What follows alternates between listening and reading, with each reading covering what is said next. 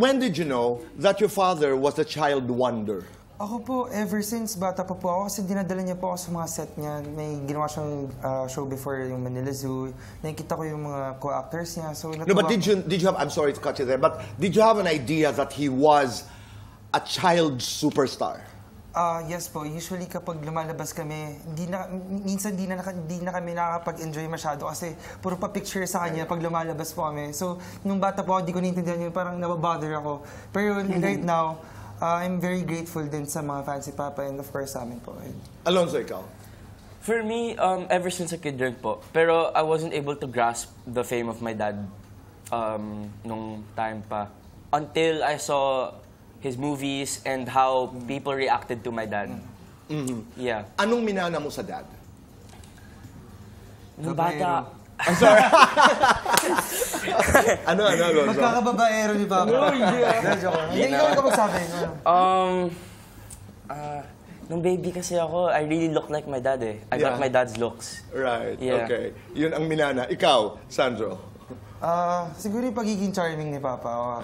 Charming ka ba? Onin, ito na may napapag-usapan lamang. Dayan, kung kayo nanonood, patawad, pero ito'y tanong na ito ay maselan.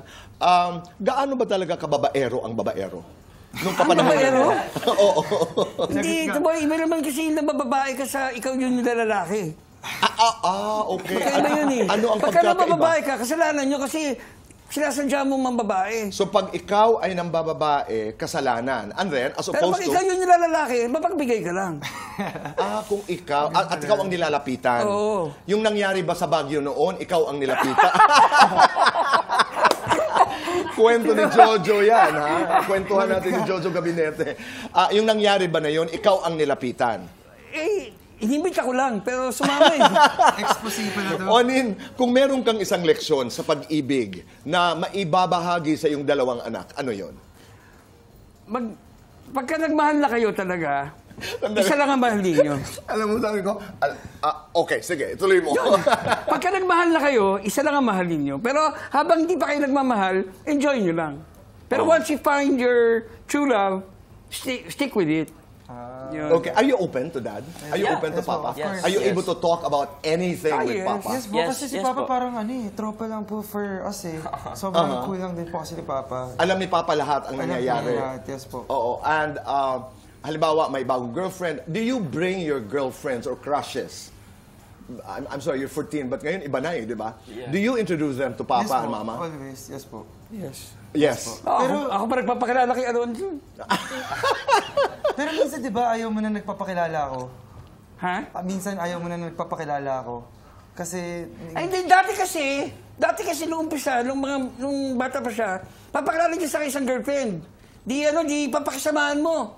Tapos mamaya konti, after 2 weeks, hiwalay na sila. Okay. Hindi kailangan panibago na naman pakisamahan. Okay. So nahihirapan ako na pag gano'n kasi syempre, nag-invest ka na lang time sa babae, di ba? So ayoko lang nung una. Pero ngayon, okay na kasi matagal na eh. Matagal na yung... Pero hindi mo ba naalala ang sarili mo? Naalala ko. Ito si Alonzo, nasa taping ako ng Walang Matigas sa Police. Then there was this girl na nakita ko na kasing edad niya na talagang gustong-gusto ko for him. Tapos siguro talaga ako, magkakilala pala sila, nag-uusap na sila sa telepono. Yun. Iba talaga?